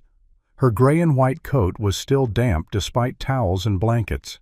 Her eyes stayed open, tracking Ethan whenever he shifted, as if she didn't fully trust the world to keep him above water without her supervision. The two puppies were finally out of the waterproof bag, bundled in a shoebox lined with towels under a battery-powered heat lamp. They made small squeaking sounds as they wriggled, more alive now than they had been in the river's grip. A volunteer with a baseball cap, Kendra Shaw, had set up the heat lamp like it was sacred. She'd cleaned her hands with sanitizer like a surgeon, and then looked at the pups with a tenderness that didn't match her tough, no-nonsense posture. "They're fighters," she'd said, and her voice had softened just enough to surprise even her. Ethan tried to focus on the present, on the warmth, on the hum of the lamp, on the fact that Lily was breathing, but his mind kept slipping backward like a foot on wet stone. Every time he closed his eyes, he saw Lily's body sliding over the gunwale. He saw her eyes for that split second, surprise, fear, the knowledge that water doesn't negotiate. He saw himself getting pulled under. And behind it all, like the shadow behind every flood, he saw his daughter's yellow boot turning in a brown current, a small bright accusation. His chest tightened, his breath shortened, the gym's lights blurred. The roar of the river seemed to rise through the concrete floor, filling his ears. Panic didn't arrive like a wave. It arrived like a hand around the throat. Ethan sat up too fast, dizzy. The foil blanket hissed and crinkled. His heart slammed. His lungs wouldn't fill. He pressed a fist against his sternum like he could force it open. Marcus noticed immediately because men like Marcus lived in the borderland between calm and catastrophe. He crossed the gym in 3 strides and crouched in front of Ethan. "Hey," Marcus said, steady. "Look at me. In through the nose, out through the mouth. Do it with me." Ethan tried, failed. His eyes darted wildly as if the river was inside the gym, as if water could come pouring down from the bleachers. His hands clenched and unclenched. "I almost," he choked. "I almost lost her. Again, I almost—" He couldn't say the other name. He couldn't say Betty's name here, under fluorescent lights, where it might become real enough to kill him. Marcus's expression didn't change, but something in his gaze sharpened with understanding. "You're here," Marcus said, voice firm. "She's here. You're not in the water now." Ethan's eyes flicked to Lily. She was watching him, exhausted, but alert. She didn't look away. That mattered more than Marcus's instructions. Then Grace shifted. The German shepherd mother dragged her heavy body closer, inch by inch, until her shoulder pressed against Ethan's thigh. She leaned, not lightly, but with the full weight of a large dog deciding she was going to be his anchor whether he asked for it or not. Her warmth seeped into him through the thin fabric of his sweats. She nudged his shaking hand with her nose, then settled her head against his leg. The pressure was grounding, physical, real. Ethan stared down at her gray muzzle, at the way her eyes stayed open, unblinking, watchful. She had lost something too, one of her own, and still she was here, breathing, insisting. Ethan's breath hitched, then slowly, reluctantly, began to deepen. The ice band around his chest loosened. Marcus nodded once, satisfied, and stood back. "There you go," he murmured. "Good. Stay with that." Lily's voice came rough from beneath blankets. "You know what the worst part is?" Ethan looked at her. Lily's eyes were bloodshot and tired, but there was steel there. "The worst part," she repeated, "is your brain will keep trying to drag you back to the moment you failed." She swallowed, and her throat worked like it hurt. "It'll keep offering you that memory like a bill you can pay if you just suffer enough." Ethan flinched. Because it was true. He had been living in that bill for years. Lily leaned forward slightly, pain crossing her face, then steadied herself. "Ethan," she said, and her voice softened, "you can't rescue the past." The words landed in him like a stone dropped into deep water, simple, heavy, final. Ethan stared at her, mouth opening, no sound coming. Lily continued, and now her tone sharpened, as if she was issuing a directive on a scene. "But you just rescued the present," she said. "You rescued me. You rescued those kids. You rescued those puppies. You did that. Don't let the river steal it, because it can't give you the other thing." Ethan's eyes burned. He blinked hard and felt tears mixed with rain still stuck in his lashes. He hated crying. He hated how it felt like weakness. But Lily's words didn't feel like pity. They felt like a rope thrown in the dark. Across the gym, a radio crackled, and Tom Wells' strained voice rose. He was speaking to a National Guard sergeant now, a man in camouflage with broad shoulders and a beard trimmed neat like a rule. The sergeant's name tape read HARRIS, and he had the blunt calm of someone trained to treat danger like paperwork. Tom gestured with frantic energy at a map spread on a folding table. "We got a call," Tom was saying. "Family of 4. They climbed into an attic crawl space when the surge hit. We have a location, but the roads are submerged. We lost contact 15 minutes ago." The words cut through Ethan like a blade. A family. An attic. 15 minutes. Lily heard it too. Her eyes narrowed, focus snapping into place the way it always did when duty appeared. Marcus stepped closer to Tom, listening. Kendra turned her head, jaw tightening. Mason Hale, still in the gym with his family under blankets, lifted his head at the word attic and went pale, as if he was seeing himself on that roof again. Ethan's first reaction was not heroism. It was exhaustion so deep it felt like bone. His body screamed for rest. His mind screamed for safety. His hands still trembled. The thought of going back into floodwater made his stomach turn. He looked down at Grace. She lifted her head, ears pricking toward the radio. Not fear. Attention. Purpose. Lily watched Ethan's face, reading the battle he wasn't saying out loud. "We don't do it alone," Lily said quickly, as if she could sense the self-destructive impulse and wanted to cut it off at the root. "We don't do it like before. No solo penance. We go with a team." Ethan swallowed. His throat felt scraped raw.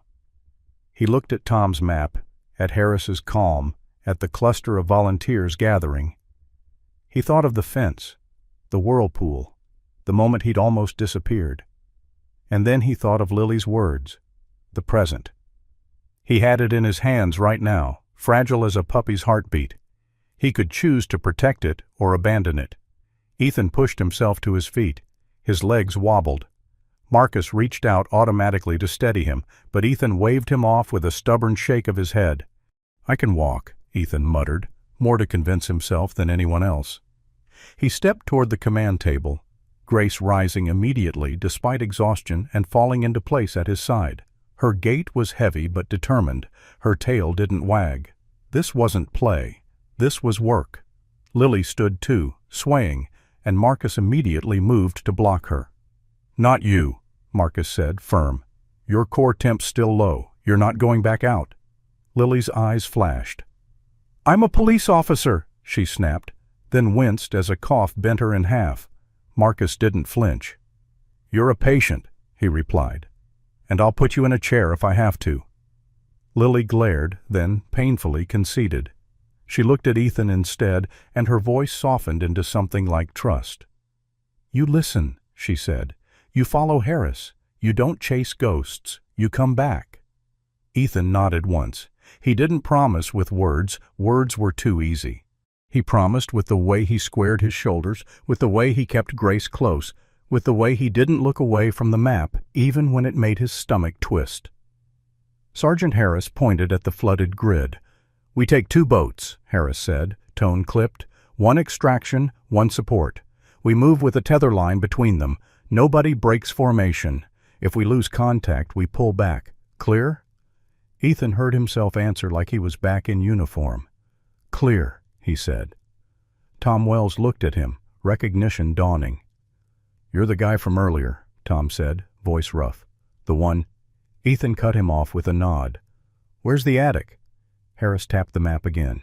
"Here, old Cypress Lane. Water's moving fast. We need someone who can read current and someone who can spot signs of life."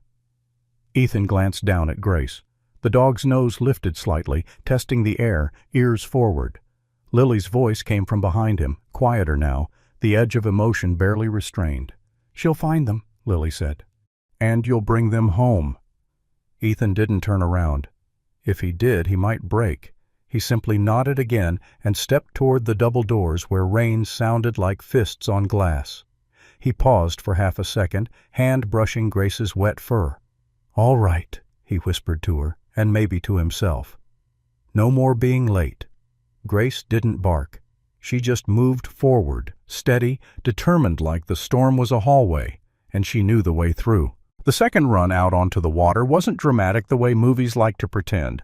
There were no heroic speeches, no slow-motion leaps. There was only procedure, exhaustion, and the wet, relentless math of currents. Ethan sat in the front of the extraction boat with a tether line clipped to his harness, hands wrapped around the rope like it was the only truth left in the world. Sergeant Harris stood braced at the stern, shoulders squared beneath his rain jacket, jaw set in the blunt calm of a man who had learned that panic spreads faster than floodwater. The support boat ran parallel, the tether line between them taut, and every few seconds Harris called out short, clipped commands angles, distances, hazards, like counting beads on a rosary. Grace crouched low near Ethan's knees, her gray and white coat still damp, but her posture sharper now, ears forward, nose lifting into the rain as if she could read invisible ink in the air. The storm had wrung her body nearly empty, yet her focus didn't flicker. Ethan watched her and wondered, not for the first time, whether survival was simply the refusal to look away. Old Cypress Lane appeared as a corridor of drowned roofs and half-submerged trees. The street signs were gone, swallowed. Everything smelled like mud and gasoline and soaked drywall. Somewhere inside that smell was fear, human fear, sharp and sour. Grace's head snapped left, then right. She gave one low, urgent bark, and Ethan felt every hair on his arms rise. "You got something, girl?" he murmured. Grace's gaze fixed on what looked like an ordinary shape in the flood, a peaked roof with a broken attic vent barely above the surface. She barked again, sharper, and then whined, an upward questioning sound that wasn't fear, but insistence. Ethan raised his hand. "Harris there!" he called, voice hoarse but steady. Harris adjusted their approach. The boats slid in cautiously, gaff hooks ready, engines idling low to avoid sucking debris into the prop. Ethan leaned forward and shouted toward the roof. "Hello! Anyone inside?" At first there was nothing but rain. Then, faintly, a sound answered. 3 knocks, weak but deliberate, coming from beneath the vent. A voice followed, thin as a thread. "Please, here." Ethan's chest tightened. Not because he didn't know what to do, but because he did. He had heard this voice before in other forms, his own on bad nights, Lily's when she'd been going under, the puppy's mules like tiny prayers. Harris nodded once. "We breached the roof," he said. "Fast and controlled. No one goes in without a line." Ethan's hands were shaking again, but the shaking wasn't panic this time. It was the body remembering it was alive. He took the small axe from the kit, the same battered tool that looked like it had been borrowed from 1,000 disasters, and planted his boots against the roof edge. The support boat pressed close, tether line tight. Grace stood, front paws braced on the boat's bow, barking once more at the attic vent like she was scolding the world for hiding people in boxes. Ethan swung the axe. The wet plywood gave with a dull crack, splintering under the blade. He swung again, widening the hole. Rain sprayed into his face. He kept swinging until there was space for a shoulder, for an arm, for hope. A woman's face appeared first through the darkness, pale, streaked with mud, eyes wide with the hollow shock of someone who has been breathing fear for too long. She couldn't have been older than 30. Her hair, dark brown, was braided messily down her back, the braid falling apart in wet strands.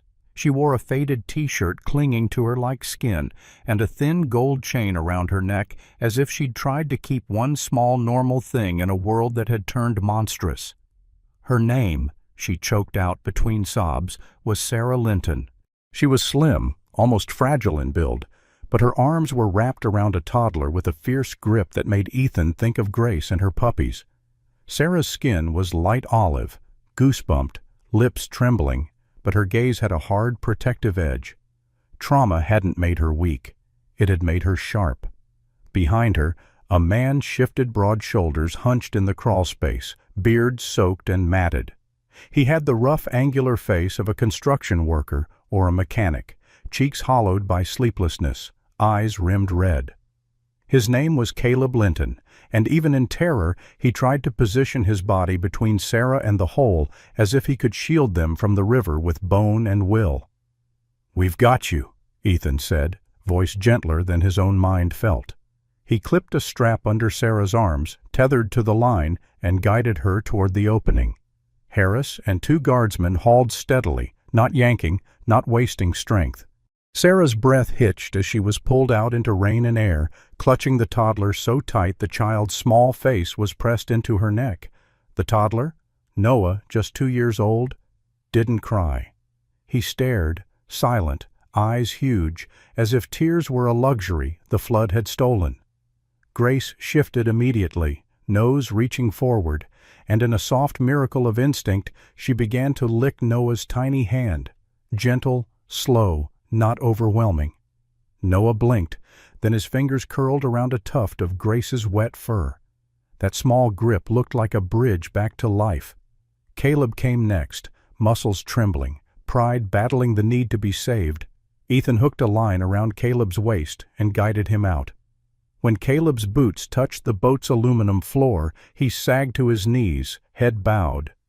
He didn't thank anyone at first.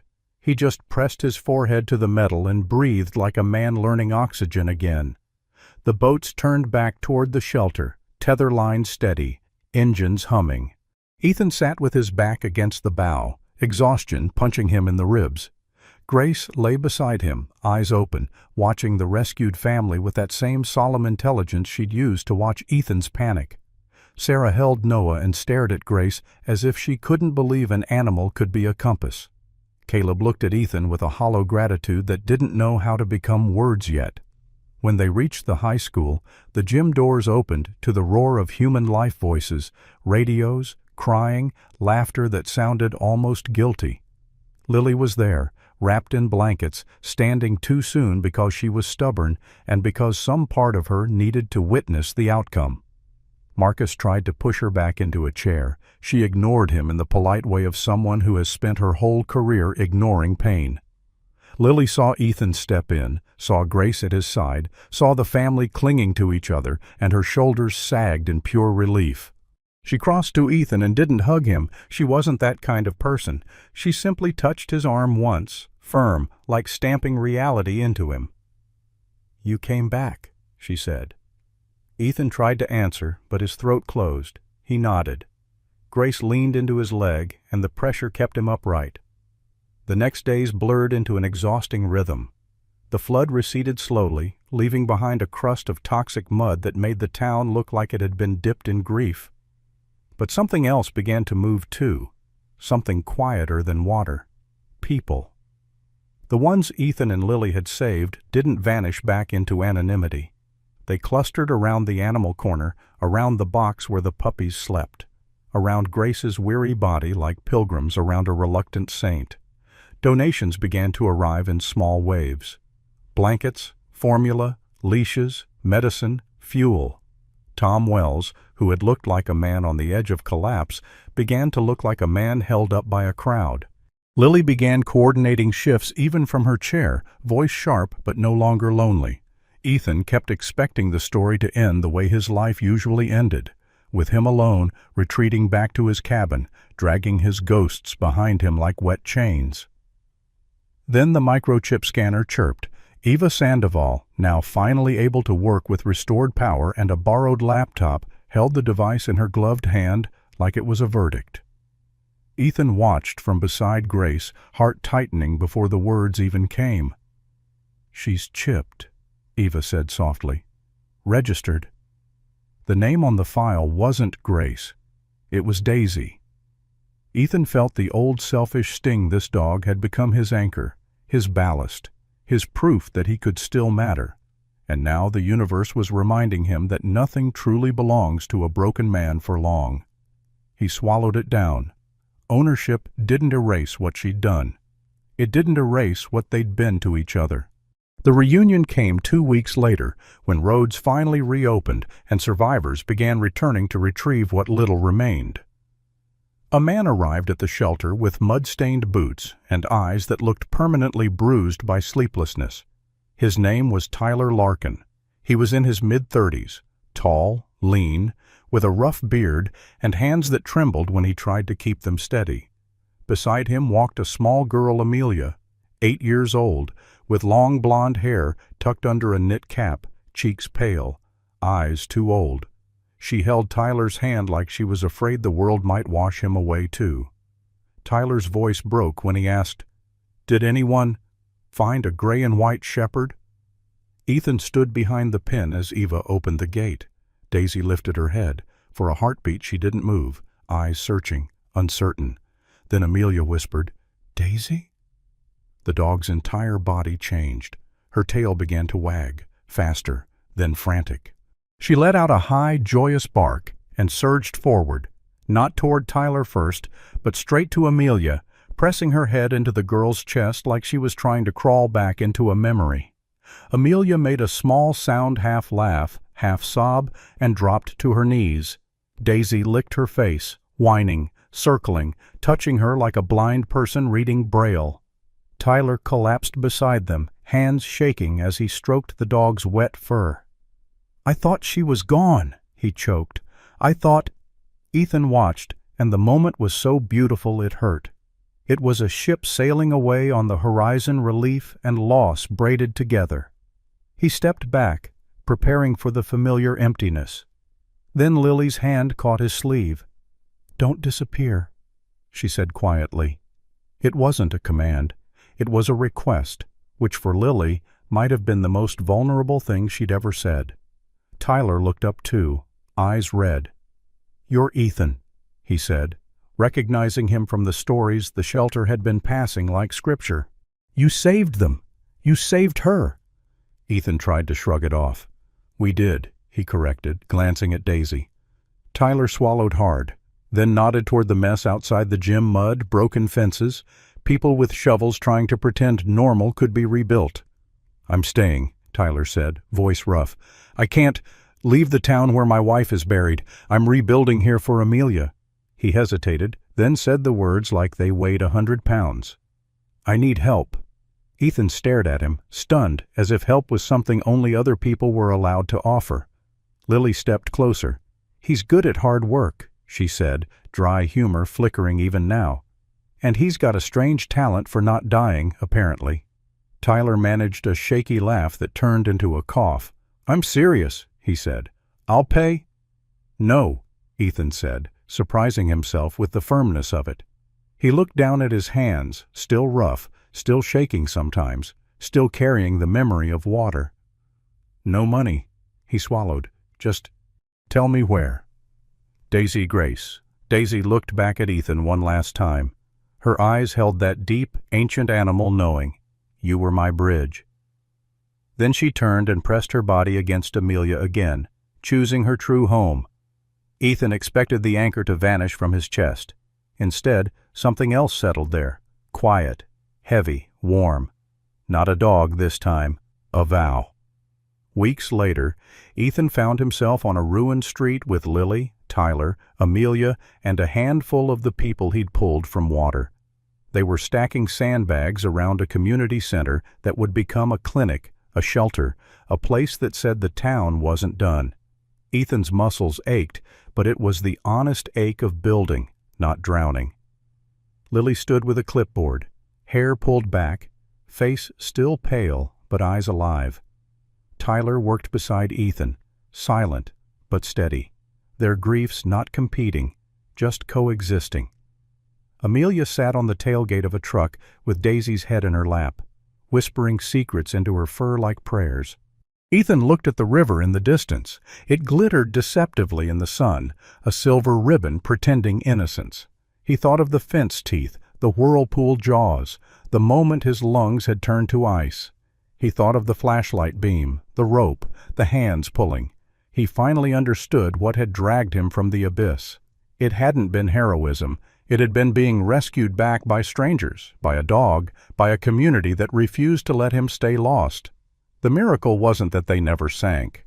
The miracle was that after they sank, something reached in anyway, a hand, a rope, a heartbeat that wouldn't let go. Some miracles don't arrive with thunder or wings.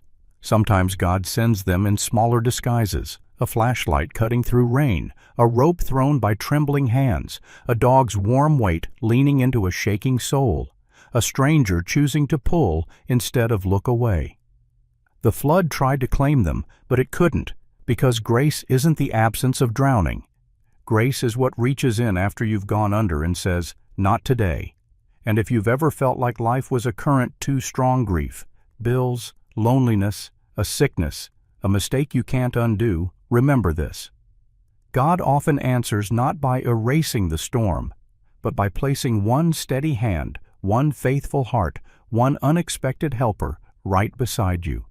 In everyday life, miracles can look like checking on a neighbor, calling someone back when they go quiet, forgiving yourself 1 inch at a time, or simply choosing to keep breathing when it would be easier to give up.